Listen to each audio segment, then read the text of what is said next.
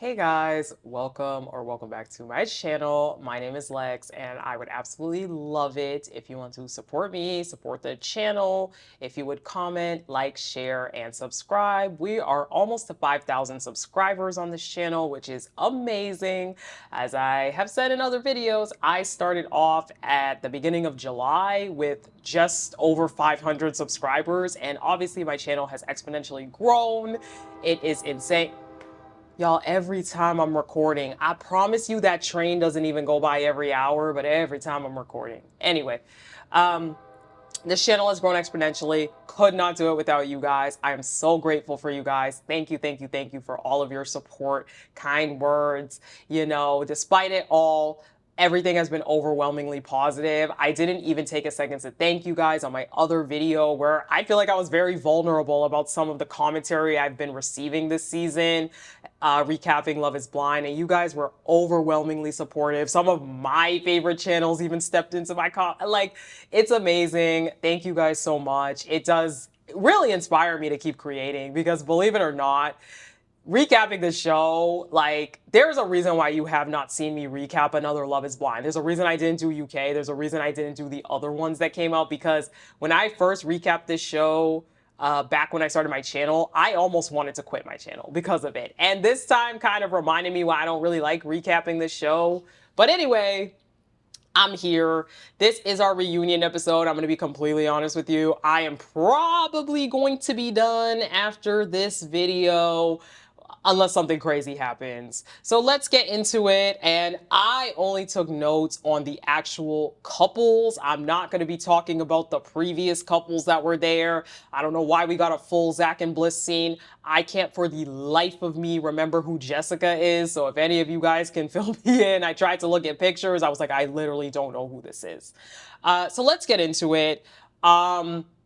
Quick notes before we start. Nick and Vanessa, awful hosts. We already know this. I feel like Nick and Vanessa do such a poor job at being good interviewers. As a good interviewer, you should be leading your cast into actually answering questions in a way that is decipherable and makes sense to the audience. We should not have had Tim and Alex squabbling back and forth on stage for 10 minutes to the point where Alex couldn't even speak because Tim kept cutting her off. We should not have had everybody dogpiling on Nick rather than one of them stepping in and asking, hey, XYZ, what happened?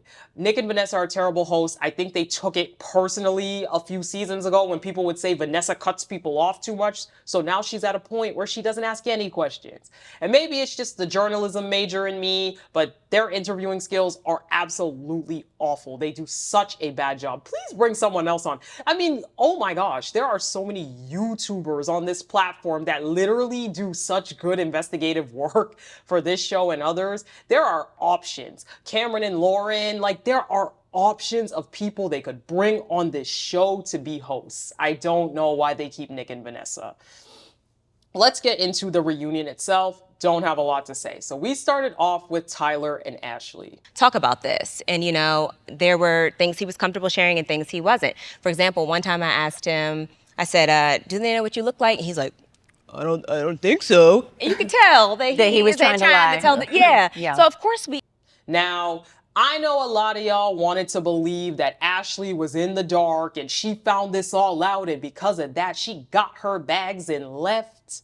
I don't know what to tell y'all. Ashley is standing by her man 10 toes down. So Tyler doubles down on this story about how he helped a friend conceive their children, and then how he stepped up as a father because the ex-wife, Deshawn, who, if you haven't seen the Jessie Woo interview, go watch it, and Storytime with Ricky, they interviewed her, left high and dry. That's Tyler's story and Bry's story, and that's why Tyler stepped up. They're sticking by this story. Tyler says one thing that I do agree with, that the kids did not sign up for this. They did not sign up to have their birth certificates put on the internet, and I 100% agree with that. As you see here, I did not put any pictures of the children. I did not put any birth certificates of people. I didn't show the children's faces on my channel because these are kids, and I do think that we need to have limits and boundaries with what we're showing. But yes, 1 point for Tyler. Ashley then, I don't know, she decides to open her mouth and say, who do you think knows more, the internet or me? If you guys really think I was blindsided, I don't know what to tell you. Okay? I obviously know this is my husband. We have sat down and spoken about this. Do you think I just learned about this from social media? She proceeds to say the comment that Tyler said about how the kids don't know what he looks like, that was just a lie for TV, and she obviously knew that before.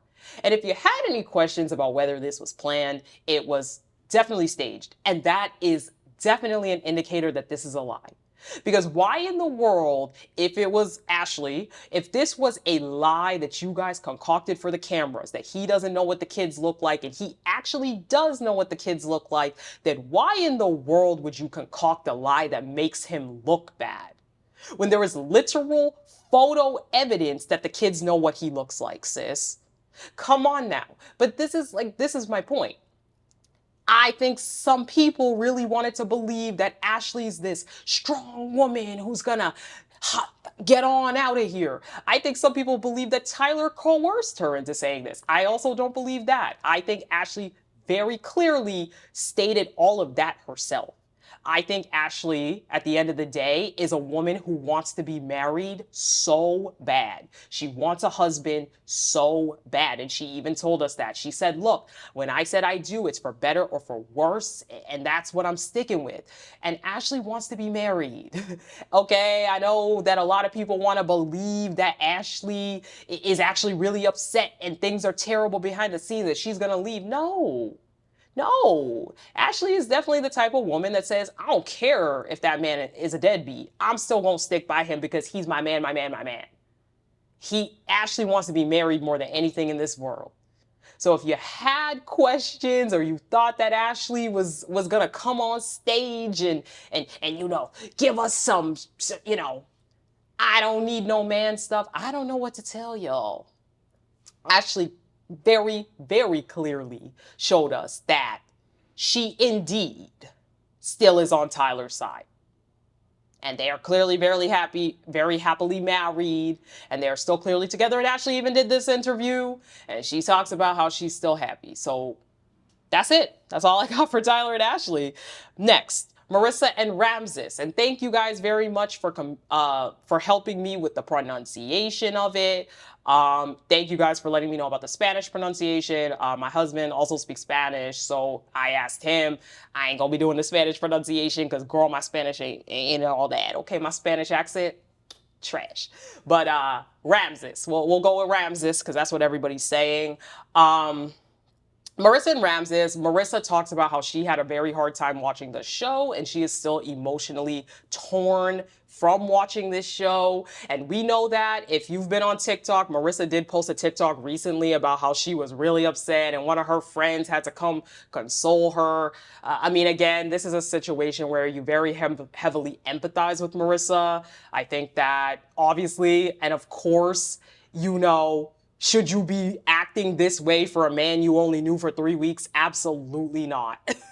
Absolutely not. I don't think any man or any relationship is worth losing yourself in this way. But obviously, as somebody who can empathize and relate to having that situation, it's not always rational.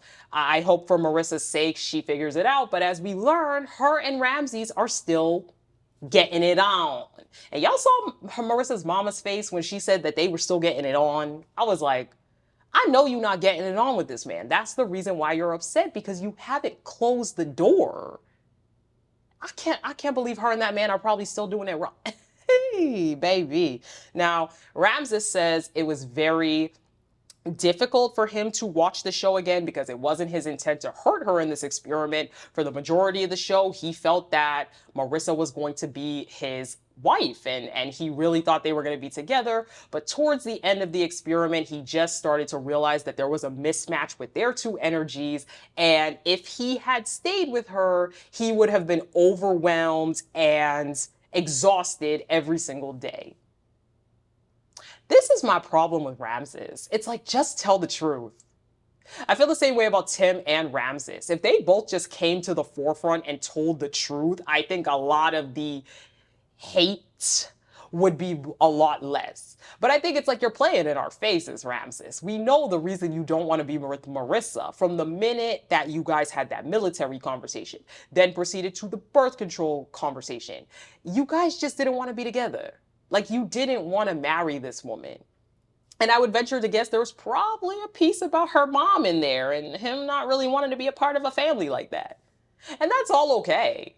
But it's like, don't try to tell us on this stage that it's Marissa's energy. When I feel like, okay, yes, I even picked up in the first episodes that Marissa's bubbly, she's upbeat, but like, he's acting like this girl is always on 10. And I feel like we saw her on camera be chill, be regular, be relaxed. Like, I just, whatever. Whatever, y'all. I don't know. Whatever. They do pan over to Marissa's mom. Devastated. Devastated. You didn't see that part. You got to walk away and cry. Cry like you were the one that was hurt. Yeah, no, you're And they ask her, is this the first time you've seen Ramses since the breakup? Marissa's mom does say yes. Well, actually, not really. She says that on the day of the breakup, she was on the way to the wedding, or she was on the way driving up because the wedding was the next day. And she said that day that she did try to talk to Ramses, even though she wanted to punch him in the throat, which y'all went crazy over that punch her in the throat comment. Like, I don't know, y'all. Y'all went nuts over that. I don't know, man. Maybe because I got a Caribbean mama, I got a Grenadian mama who would say things like that all the time. I'm not saying it's right or wrong. Please don't start psychologically diagnosing my life, okay? I go to therapy. But yeah, I don't know. Y'all was going crazy over her saying that, talking about how her mom's abusive because she's a, I don't know. But anyway, she said she wanted to punch him in the throat, but she did talk to him, and we know from the interviews that Marissa did, she did talk about the fact that, yes, she did, talk to Ramses and try to be like, don't do this to my daughter, you guys love each other, this is not really what should happen. Overall, though, both Marissa and her mom point out how over the course of this breakup, it was all about Ramses, all about what he wanted, all about his feelings, his emotions. And Marissa does talk a lot about how she felt like she didn't have a say so. I do feel like that is something that was demonstrated on the show. We got a lot, from the beginning. Ramses let us know, I am very emotionally in tune with myself. I know what I want. I know what I need. And I do feel like sometimes people like that, though, are very emotionally selfish. And I do feel like even in the breakup conversation, we never really heard Ramses give Marissa that leeway to give anything. So I could definitely believe that she felt like there was not a space for her to talk. But in either event, they do kind of end off on Ramses and ask him, hey, like, is there anything you would like to say about, or like, tie up before we go? He clears up the contraceptive conversation, saying that he did not present her with an ultimatum, that they actually had way more of a conversation than we saw. Again, was verified by Marissa, even in this Instagram story she posted last week, that they came to a method. And the method is the NFP method, or the rhythm method. A lot of y'all in my comments were like, oh my God, you are clearly anti this method. Oh my God, you clearly hate this. You clearly are pro birth control. Now, I shouldn't have to put my personal life out here for you guys to not make assumptions, but I know that a lot of y'all lack the nuance to actually watch videos without just assuming. I've used this method in my personal life with my husband. My husband. I have used this method with somebody where I am with them in the long term, and I'm not going to use this method with a man that I've only known for 3 weeks. And to make matters even worse, Marissa didn't say that she was using the NFP method. She said that she was using the Flow app, and Ramses downloaded it. Then I had y'all argue with me in the comments that it's not actually possible for sickness to throw your cycle off. I'm going to say this. I am begging some of you guys to get some education on your menstrual cycle. I'm not even being funny. The reason why I'm bringing this up is because I don't want y'all to have incorrect information and end up out here with babies you don't want. Sickness, stress, excess exercise, lack of exercise, throwing up, vomiting, all of these things can either nullify your birth control or change your fertility window, thus affecting your cycle. This is a thing. And I am actually in shock that some of you, I know some of y'all are very young. I'm actually in shock that some of y'all didn't know this in the comments of my other video that I did of Marissa. But these things can all knock your cycle off. I just want you guys to know this. So as to what I said in that video that I will say again, apparently they are still getting it on. I'm assuming they are still using this method. There is a lot of margin of error. There is an extreme margin of error just trusting the Flow app. Marissa also has an autoimmune disorder. Surprise, surprise, if she's having a flare-up, that can knock her fertility window to something else other than what that app is telling her. And Marissa never clarified or even said that she is using ovulation strips or tracking her temperature. The reason why I was so hard on Marissa in my other videos, because I'm very aware of this method and how it works. And what Marissa is doing, which is using the Flow app, is not enough to ensure that a pregnancy will be prevented, period. I really hope that some of y'all were just trolling, and that's why I'm bringing this up, because I actually really want you guys to be educated on your menstrual cycles. Anyway, she clears it up. She says that that's the method they're doing, and as I said, we learn later in the show that they are still getting it on. And Ramses looked mortified that she said that. Okay, Nick and Hannah. I'm gonna be honest, I don't really want to talk about this. But anyways, basically we start off, Nick was very, very confused about why Hannah was making these comments about how her and Nick are not on the same financial level. She and Nick are not on the same intellect level. She and Nick, he's not very respectful to her. We weren't on the same level intellectually, financially literate, respectful. I feel like Because Hannah would tell his friends that he was so respectful and he was this great guy, but then when they broke up, turned around and said something else. Now they press Hannah a lot on how cruel she was to Nick, how direct, that's the word they wanted to use, how direct she was to Nick. Hannah obviously takes no accountability whatsoever. Eventually, after they press her a lot, she's like, okay, I was cruel to him. I'm sorry that I was so cruel to you. After a long, long time of her taking zero accountability, saying she's direct, saying this. Now, Hannah starts to almost cry at one point. She's like, oh my God, it's been so hard for me, and I've seen all the... And then, after that, Nick tries to chime in, right? Nick tries to chime in and he goes, you know what? And I'm going to be honest. I've seen that Hannah's been getting a lot of hate on this app, on the internet, let's say. I've seen that they cut him off. And by they, I mean Hannah cuts him off and says, why are you liking the comments then? And then Marissa, what the F was wrong with Marissa this reunion? Can somebody tell me? Hannah, this is par for the course. I expected this behavior. What the F was wrong with Marissa? Baby, you didn't hold your man Ramses accountable for anything, but you had all the smoke for Nick? I'm lost. So Hannah then gets into how Nick had this notebook with 3 goals that he wanted to accomplish by the end of the year or something, or in the next quarter. Now, she actually posted this notebook on Instagram, so I'm gonna literally read it verbatim, what the paper says,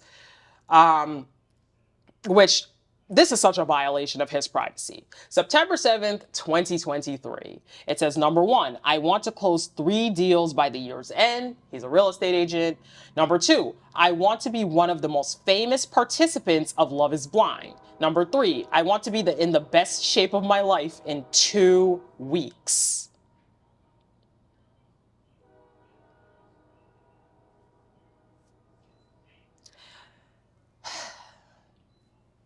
I have a lot to say about this.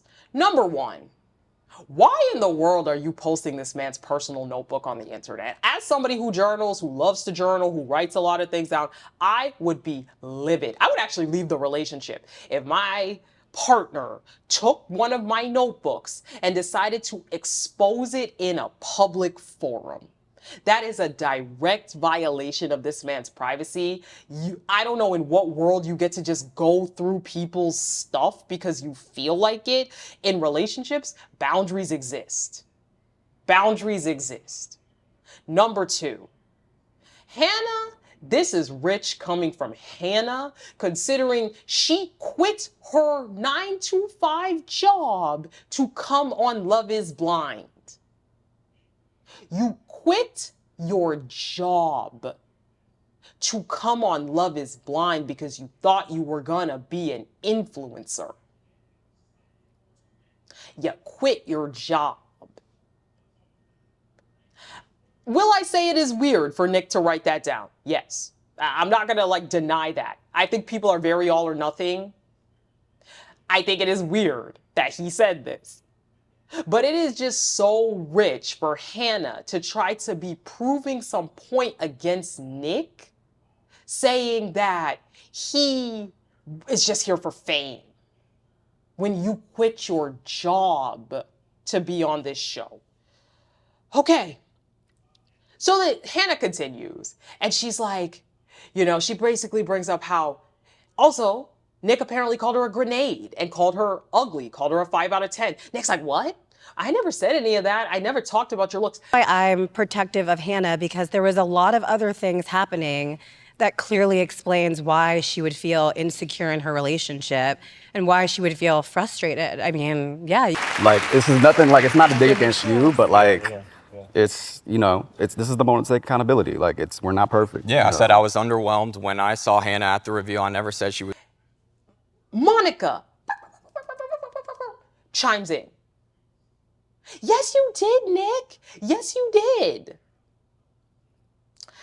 Hannah's like, yeah, you called me a grenade. Then we start to see them kind of panning around the whole stage. We see Alex and Monica whispering to each other. We have Hannah and Monica. And it eventually gets to a point where Monica chimes in and is basically like, Steven, you heard it. Like, he said Steven. And so they pan to Steven, right? And they ask Steven, did Nick say it? Steven's like, yeah. And that was a confident, yeah. Okay? That was a very confident yeah. This goes back around in circles. I believe at some point, maybe Nick, I don't know. I'll be honest, this went around in so many circles. And Marissa is just yapping. Marissa is like, Nick, tell the truth, Nick. This is ridiculous, Nick. As I said before, what the F was Marissa, sorry. What the F was Marissa on? Because girl, you had all the smoke for this man and did not have the same smoke for your ex-fiance. They go on and eventually Ramses speaks up and is like, okay, yeah, maybe Nick might have said something that isn't super nice, but it shouldn't be all this. Here's my take on this. Here is my take on this. Y'all can sound off in the comments. Here is my take. Do I think the words came out of Nick's mouth? Yes. I do. I do think Nick at some point said that he was not necessarily feeling Hannah's looks, whatever. She's a grenade, she's 5 out of 10. I could believe that. This is very common on this show. Again, everything doesn't have to be all or nothing with these people. You know what I mean? It can be extremely true that Nick did say that Hannah is a grenade. However, that doesn't excuse any of this. It seems to me like what happened was Monica and Marissa and Hannah, the three of them in particular, were very, very angry in this reunion. And rightfully so. I'm not even saying it's wrong or right for you to be angry, but they were very angry. They were on 10. They were on 10, and I believe the three of them genuinely wanted to get their lick back. So their idea here was to try to expose that Nick was actually behind the scenes saying that Hannah was disgusting every single second, and that's why she was acting this way. Do I believe Nick was repeatedly saying Hannah was ugly, a grenade, a 5? No. I think Nick made a one-off comment after the reveal. And they took this comment and ran with it. Now, what is the timeline of when Hannah became aware of the comment? What is the timeline of who told who and how it got to Hannah? That I am confused and I could try to decipher it. But even if Nick did say this, who cares? If I'm being completely honest, who cares? Hannah talked about this man's looks the entire season and still proceeded to want to be with him. I think it is also possible in a world that Nick could say, yeah, she's a grenade, she's 5 out of 10. And then he changed his mind as he got to know her. We have seen people on this show repeatedly say things like, that person was not my type. This is not the person I'd go for. I would not be with this person in real life. But they've still proceeded to try the experiment with the person. Obviously, that has worked at varying levels. I'm not going to pretend like all of those relationships have worked. But even if Nick did indeed say this, Hannah is a monster. We have hours and hours and hours and hours of footage of her dragging this man. So if Nick made a one-off comment, which I do probably believe he made it, who cares? My honest answer is who cares? Hannah tries to proceed to say this is what made her insecure. No, it's not, Hannah. Stop it. Stop it. No, it's not. You were insecure from the minute you saw Nick. You said from the minute you saw Nick, I'm a foot taller than him. I'm like bigger than him. You had insecurities from the minute you were sitting in those pods. Do not try to come and pretend that Nick calling you ugly and a grenade is what changed this whole thing. Because the way this was all presented, it made it seem like there was going to be a bunch of evidence and a bunch of tapes that came out. And all we have is this one-off comment. Like, let's get a grip. I do agree. It is not all or nothing on these shows. I find it crazy that people are writing dissertations about how Nick could have never said that because he's a perfect guy and Hannah's a monster. No, I don't really agree with that take either. I do think that, yes, he likely did say this comment to the guys in the guys' pod after the reveal. But there is no way that we can argue that this is okay. I think the other thing we need to keep in mind as well is that 3 separate things happened in this scene. 1 was the girls dogpiling on Nick. 2 was the comment that was made supposedly. And 3 is the way that Hannah treated Nick. And I think people are conflating all of those 3 things when I feel like they're all 3 separate issues. The girls that jumped in should have never done that. Should have never done that. Marissa, girl, you need to keep that mouth shut. You should have never jumped in. Never. And the guys, they should have kept their mouths shut as well. This should have never been a thing where everyone is piling on one person on stage. And like they said, and like y'all keep saying, Hannah, they ain't ever gonna make us like you. They ain't never gonna make us like you. That's all I got on it. I talked about this scene for entirely too long. We go on to Steven and Monica. Steven does take responsibility for his behavior during the relationship and for messing up. It wasn't a Handle the date. situation. We went to dinner. Well, sorry, we met up for dinner. I apologize. Yeah. I apologize. We met up for dinner. We talked about this. I even wrote a letter to her parents apologizing for my actions. But did you write that letter so you could say that? Now, he says for the respect of the individual involved, he doesn't want to go too deep into the whole sleep study text situation, but he does reveal that him and Monica went to dinner a few weeks after the situation to work things out. Then he also reveals that he wrote a letter to Monica's parents, to which Monica gets very upset about. Monica's like, I knew it. I knew you were gonna say this. I knew you were gonna bring it up on stage. The minute you wrote this letter, I knew that you were gonna bring it up on stage. As I said, Monica's another one. She wanted to get that lick back. Monica was not happy with Steven. And I mean, hey, I ain't gonna hold you. I think Steven, gaslighter. Gaslighter.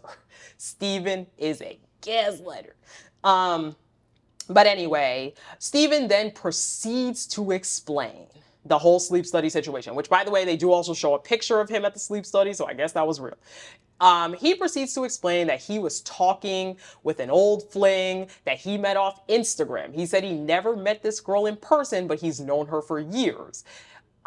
They were texting, and apparently they had been texting for a while, because Monica brings up how, like, okay, but you guys had a long text thread. It wasn't like you guys just had one message. She's like, no, like, we talked for a while, but we never really met in person like that. So he says that they were talking about heart conditions and different stuff because he was in a sleep study. And then the conversation shifted and went on to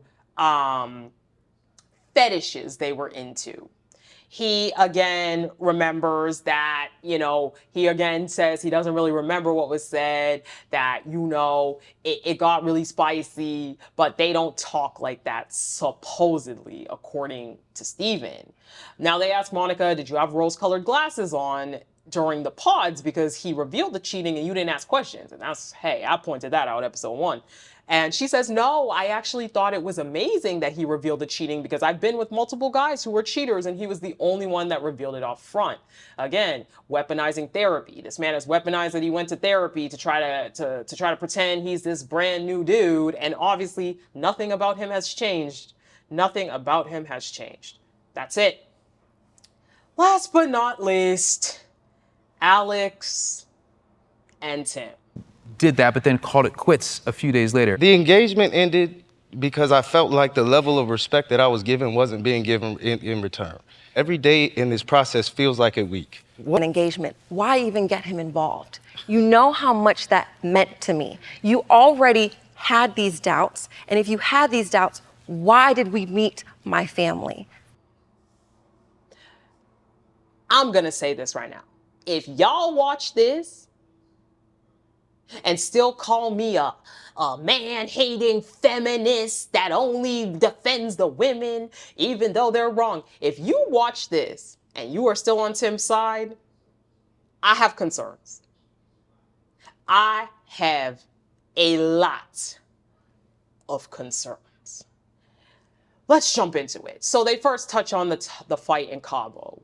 Alex says, look, when we were in Cabo, I had found out just a couple of days prior that my dad had been admitted to a rehab facility. So the night of the party, I went back to the hotel. I was really emotional. I was really torn up. I really just wanted to take a shower and go to sleep. He would not leave me alone. Tim corroborates this, okay? He says the same thing. And I want you guys to pay attention to how in this conversation, Tim corroborates a lot of her story, okay? Keep that in mind.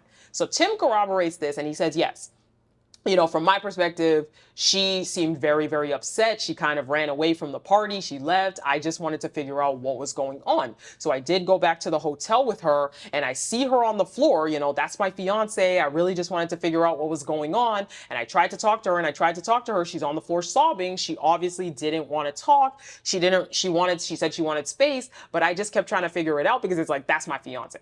And I told you guys already, Tim seems like the person who does not respect your personal space. I am sorry. If I tell you I want some space, please leave me alone, and you keep antagonizing me, I'm not saying it's the right response. I'm not saying this is like the therapy perfect response, because we are not therapy textbook perfect humans at all times, guys. A lot of y'all like to act holier than thou in my comments and act like you are the perfect human at all times, and you are not. If you keep antagonizing me when I tell you to leave me alone, especially when I have something going on with my family or someone I care about, yes, I would likely snap on you. So they go more into the fight. They start yelling back and forth in the room. And Alex says, look, or Tim says, look, I am a 250 pound, I am a 250 pound, 6 foot tall black man. I know what it looks like when, people hear the yelling. And that's when Alex also chimes in with her side of the story. And she says, yes, I wanted to protect him so badly. That's why I kind of put my hand near his mouth. I didn't touch him. I didn't punch him in the face. Tim corroborates that, by the way, y'all, because y'all were in my comments saying that this woman punched this man in the face, and I couldn't believe it. And I deleted a lot of them, the ones I could see, but obviously, you know, the videos have 500 plus comments. He corroborates and says, yeah, she never hit me. Like, there was no assault. There was no assault. Now it's turned into an assault thing, which it wasn't. Well, at clearly, all. if you did, he would. You guys have clear both for said- everyone Just watching, wanted there to was make no that assault. clear. Yeah. Tim's It wasn't corroborated that. assault, but I reject you saying that I yelled. The clip will be here. There is no assault. That's what he said. Okay? He said there was no assault and that she indeed did not hit him. Now, she said she tried to put her hand over Tim's mouth because he was yelling and he was getting loud, to which Tim cuts her off and says, my voice carries, my voice carries. Tim, stop. He said, my voice carries, I wasn't yelling. If your voice is carrying, you are yelling. You are yelling if your voice is carrying. So anyways, she explains though how she wanted to protect him because she knew that if the producers heard them yelling, they would come in and they would try to get footage. So that's why she tried to kind of put her hand to be like, yo, like relax, like the producers are gonna come in. So, you know, after that, they do talk about what Alex called Tim and excuse the cussing. I try not to cuss on my videos, but for the sake of continuity, she called him a little ass bitch. And Tim is hooked on this for the rest of the conversation. This is the only thing that Tim can latch onto, that Alex called him a little ass bitch. Because whenever she said anything else, he would corroborate it to no end, but he would always run back to, but you called me a little ass bitch, you called me a bitch, you called me a bitch. So anyway, now they talk, she calls him out and she's like, look, like you talk in circles. When you want to talk, when you want to talk, it's all on your terms. When you want your space, it's all on your terms. All you do is talk in circles. You don't let me get a word in. You don't let me give my point. You always cut me off. And I was like, yes, ma'am. And again, y'all could call me some man hater all you want because yes, ma'am. Because that man sure does. Show does. He cuts her off every second she speaks. It's insane. And I don't know how any of y'all can watch this and be like, you're a man hater. Like, I just don't know. But anyways, they get into what kind of happened because Alex was having a bit of an attitude when she met his parents. So they run back into this conversation. Alex basically explains, because Tim tries to say that Alex was out every night, that she went out after they met her parents, after they met his parents. She didn't come home. She never called him. She wouldn't hear from him until 10 a.m. or he wouldn't hear from her until 10 a.m. And Alex is like, pause. No, let's actually get into the real story. So after we met my parents, we went to dinner. After you met my dad and asked him for his blessing, we went to dinner at Mi Vida, which, baby, I live in DC. Mi Vida is a trash Mexican restaurant in DC. Don't ever go to Mi Vida. If you come to DC, don't ever go to that restaurant, y'all. Anyway, they went to dinner at Mi Vida, and basically in the conversation they had at Mi Vida, he told her that he had doubts. And this was literally the day after he had asked for her father's blessing. So she explains that for her, at that point, she kind of felt checked out. And I'm going to be so honest with you. If you go and ask my father or ask my family, ask whoever for their blessing, and then one day later, you have doubts?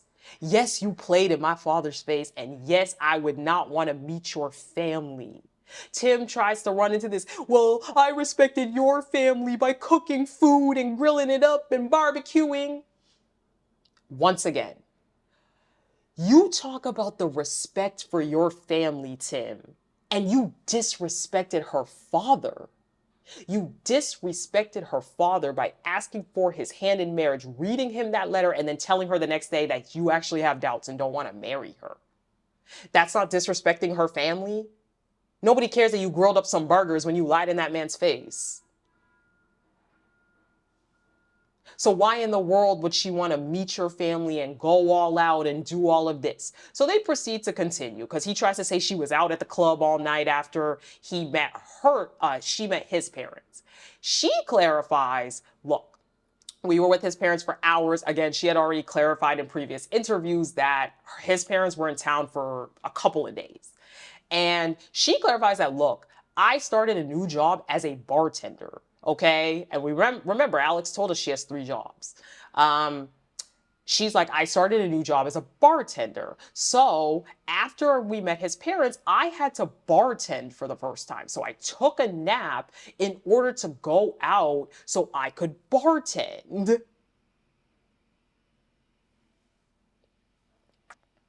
I took a nap so I could go out and bartend. Clarifies as well that, and she has clarified in previous interviews that she still spent more time with his parents. They went out to eat, they did different stuff in the couple of days they were there. But she had to work.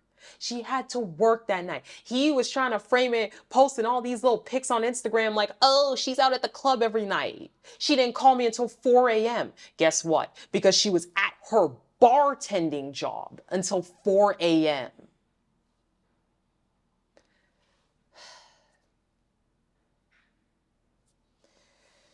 Y'all, I,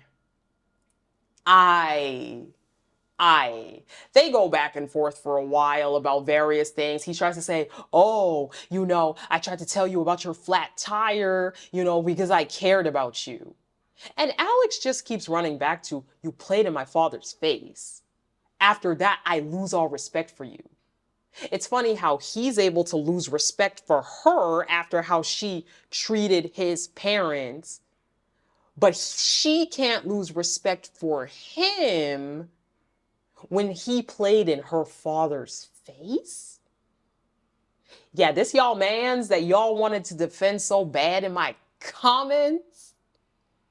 Anyway, other than that, we learned that Garrett and Taylor, they're staying in DC because they tried to go to San Diego and Garrett had too much trouble being away from his family.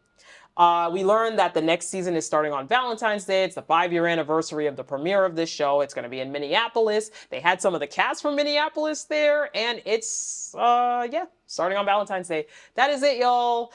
Thanks for watching this season. As I said, I'm probably over it. I don't want to talk about this show that much anymore. I'm going to be honest with you.